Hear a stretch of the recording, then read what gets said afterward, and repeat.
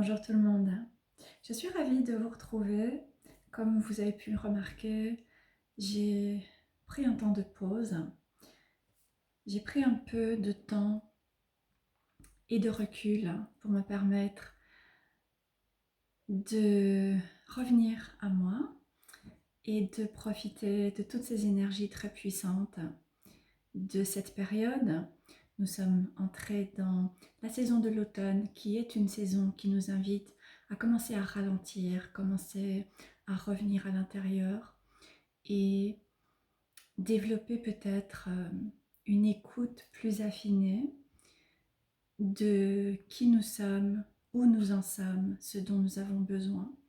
Nous avons également eu 2 éclipses ces 2 derniers mois et aujourd'hui il y a une pleine lune dans le signe du Bélier. Alors cette pleine lune en Bélier vient marquer un grand nouveau cycle, puisque le Bélier est le premier signe astrologique. Donc nous démarrons aujourd'hui un puissant nouveau cycle intérieur après ces 2 éclipses. Et il y a de très nombreuses manières d'interpréter la pleine lune en Bélier, mais elle vient par exemple nous aider à pouvoir nous défaire de ce qui n'est pas authentique, nous libérer de ce qui nous empêche de pouvoir être nous-mêmes, des croyances, des comportements, des attitudes, peut-être une carrière, peut-être certaines relations. Et elle vient également nous aider à vraiment revenir à nous et à pouvoir placer des limites et pouvoir également revoir certains aspects de notre vie et redonner certaines priorités dans notre vie pour nous donner la priorité. Donc c'est une pleine lune qui est extrêmement intéressante et j'ai personnellement mon signe solaire qui est dans le signe du Bélier. Donc je sens effectivement ce changement de cycle qui est en train maintenant de petit à petit se faire sentir dans ma vie à de nombreux niveaux. Il y a pas mal de phases de clôture, il y a pas mal de choses, pas mal d'expériences que je vis depuis plusieurs années maintenant qui sont en train d'arriver à une sorte de culmination. Il y a une clôture qui maintenant se met en place dans ma vie. Et donc voilà, j'ai eu envie, j'ai eu besoin en fait de prendre un temps pour m'arrêter, pour me permettre d'intégrer toutes ces expériences de ces dernières années, de ces derniers mois, de ces dernières semaines, et de pouvoir me relier à ces énergies des éclipses de la pleine lune en Bélier d'aujourd'hui. Et donc je voudrais vraiment vous inviter à vous aussi prendre du temps en fonction de ce qui est possible pour chacun, pour ralentir, pour faire une pause, pour vous autoriser, vous donner la permission de pouvoir dire non à ce qui n'est pas urgent, ce qui n'est pas essentiel, ce qui n'est pas nécessairement important pour le moment, et de pouvoir vous donner la priorité pendant un temps et revenir à l'intérieur, revenir à vous et méditer sur ce que cette pleine lune en Bélier vient apporter comme énergie pour vous dans votre vie. Alors, comme vous le voyez, j'ai changé de décor, je suis toujours au même endroit je suis toujours dans le même endroit dans lequel je suis depuis quelques mois maintenant, mais j'ai interverti les 2 chambres. Donc je suis installée dans ce nouvel espace. J'espère que vous appréciez de pouvoir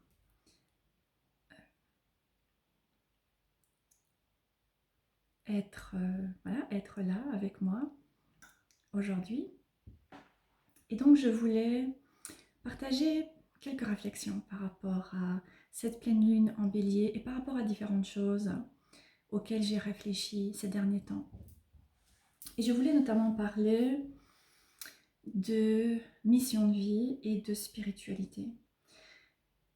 J'ai eu quelques échanges avec plusieurs personnes qui m'ont parlé de mission de vie, qui m'ont dit qu'elles s'interrogeaient par rapport à cette notion de mission de vie. Quelle est ma mission de vie?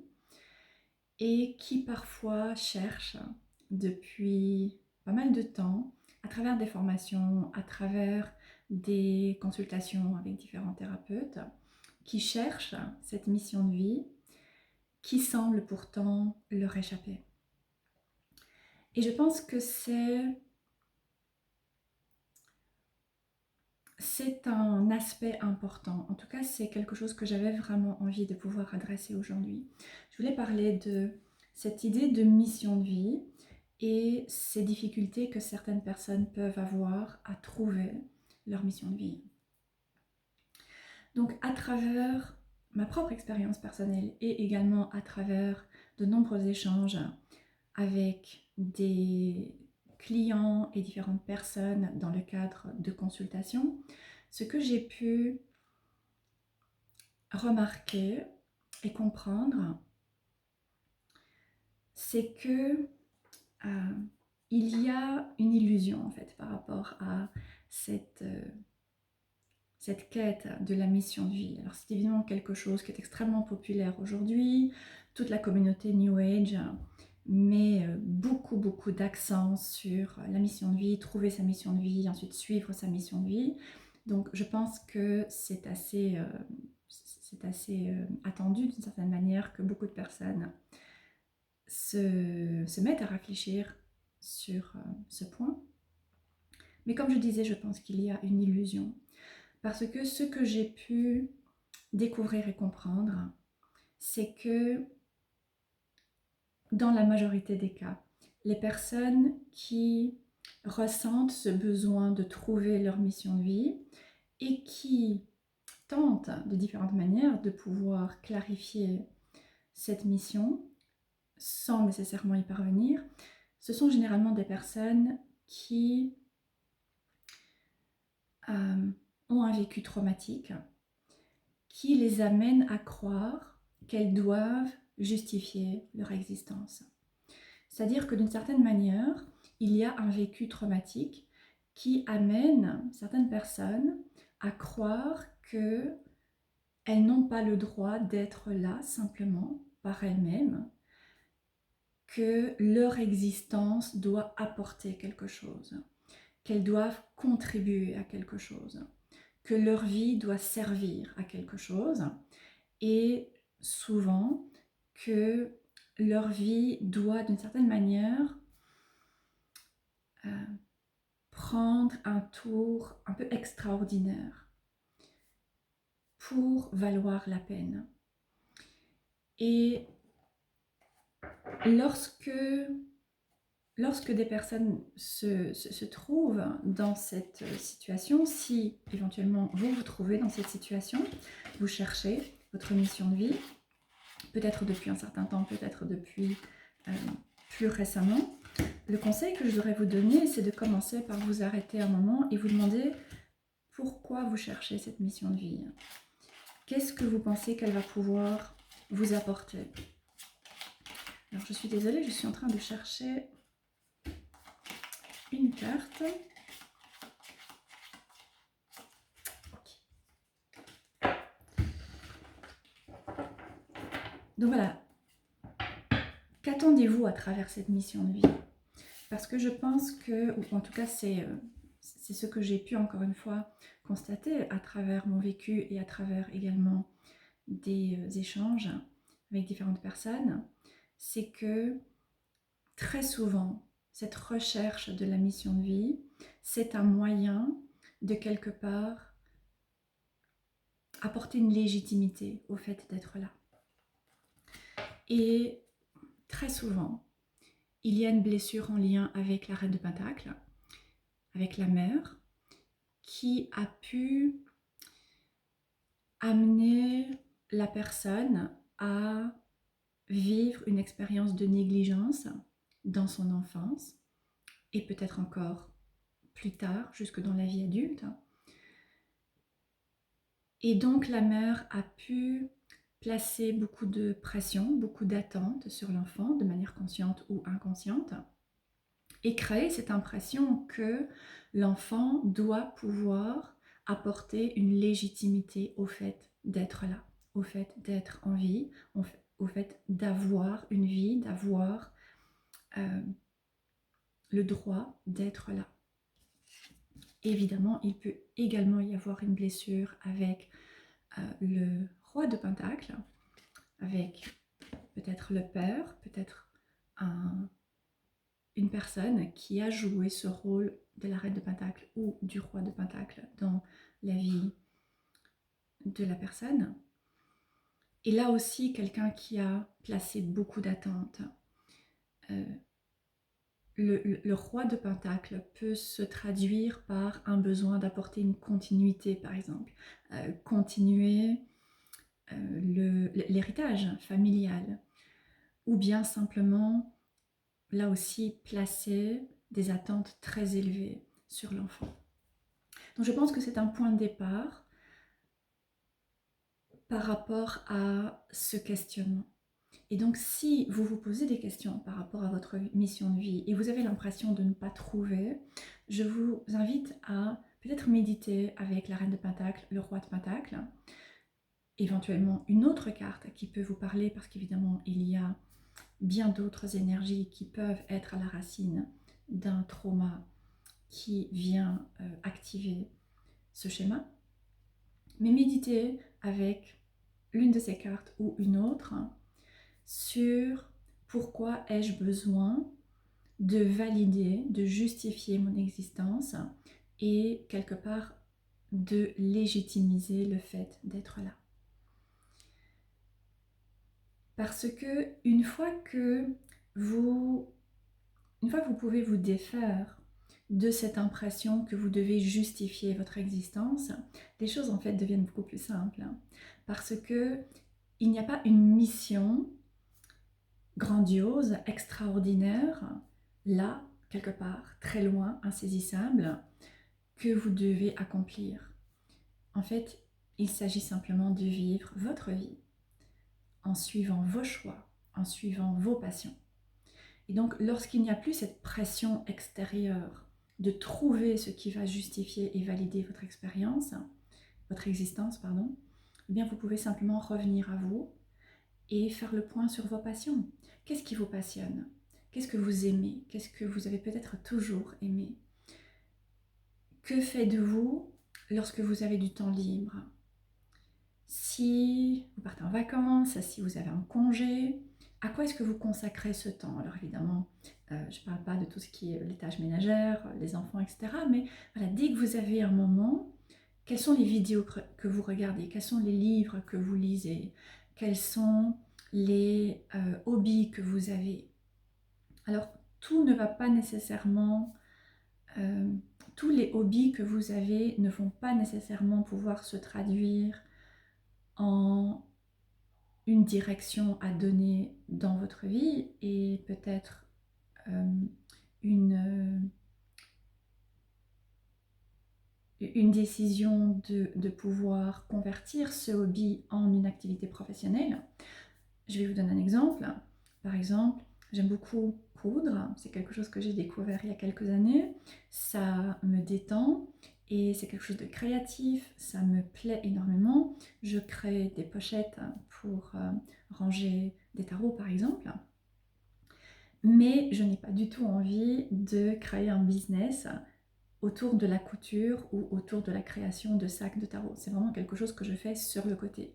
Ma passion, c'est très clairement le travail avec les cartes, le travail de guérison, de trauma et l'accompagnement de personnes avec les cartes.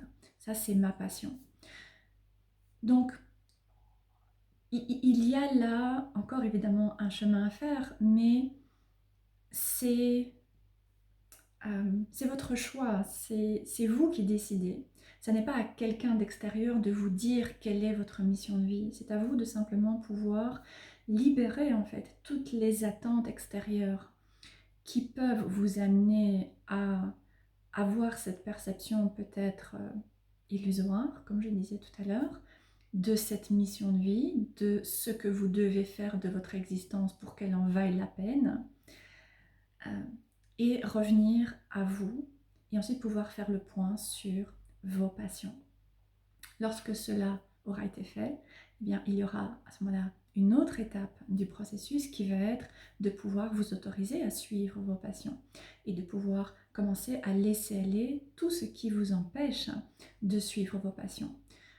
Je dois être raisonnable, différentes personnes comptent sur moi et donc je dois avoir un job alimentaire, ou on ne peut pas vivre de ses passions, ou la vie est difficile aujourd'hui et donc il faut miser sur la sécurité, ou bien de toute façon je ne suis pas douée, etc., etc., etc. Donc il pourra encore y avoir beaucoup de croyances à libérer pour vous permettre de finalement en arriver à vous autoriser à simplement suivre vos passions et peut-être éventuellement en faire une activité professionnelle. Maintenant, la mission de vie n'est pas nécessairement une carrière. Et encore une fois, personnellement, je n'aime plus trop parler de mission de vie parce que ça vient apporter beaucoup de pression alors qu'il s'agit simplement d'un chemin et nous sommes tous responsables de notre propre chemin. Nous avons la souveraineté de notre propre chemin et je pense que c'est un autre message de cette pleine lune en bélier de ce jour, c'est de nous permettre de pouvoir éliminer tout ce qui nous empêche de pouvoir être dans notre propre souveraineté par rapport à notre vie. Donc voilà, évidemment, dans ces différentes étapes, il peut être tout à fait juste et pertinent d'être accompagné si vous en ressentez le besoin. Mais voilà, c'est un peu mon opinion et ma manière aujourd'hui de percevoir et de concevoir cette idée de mission de vie. C'est quelque chose à quoi j'ai énormément travaillé depuis 10-15 ans maintenant. Et aujourd'hui, je me sens tout à fait légitime de pouvoir simplement faire ce que j'aime et de ne pas avoir besoin d'être validée par d'autres et de ne pas avoir besoin de me consacrer entièrement aux autres. J'ai également ma place simplement parce que je suis là. Et donc c'est un message qui est finalement très puissant que nous pouvons retirer par rapport à cette pleine lune en bélier. Voilà, je vais m'arrêter là pour cette vidéo. J'espère que ça aura pu vous apporter quelques éclairages. Si vous vous trouvez dans cette situation de recherche de mission de vie, eh bien j'espère que vous aurez pu trouver un peu d'inspiration et des pistes de réflexion comme d'habitude dans cette vidéo. N'hésitez pas à laisser des commentaires, n'hésitez pas à me contacter également si vous le souhaitez, si vous avez des questions, si vous aimeriez pouvoir échanger davantage sur ce sujet. Et n'hésitez pas non plus à consulter mon site que j'ai quelque peu remanié puisque maintenant je me sens prête à pouvoir reprendre plus de clients, avancer encore une fois dans mon chemin professionnel et par rapport à mon activité. Donc j'ai créé de nouvelles guidances, différentes choses. Donc je vous invite, si vous le souhaitez, à consulter mon site www.vanessa-vaya.com et les liens sont repris en dessous de cette vidéo. J'espère que vous allez bien. Je vous souhaite une pleine lune en bélier qui soit inspirante, libératrice et je vous dis à bientôt.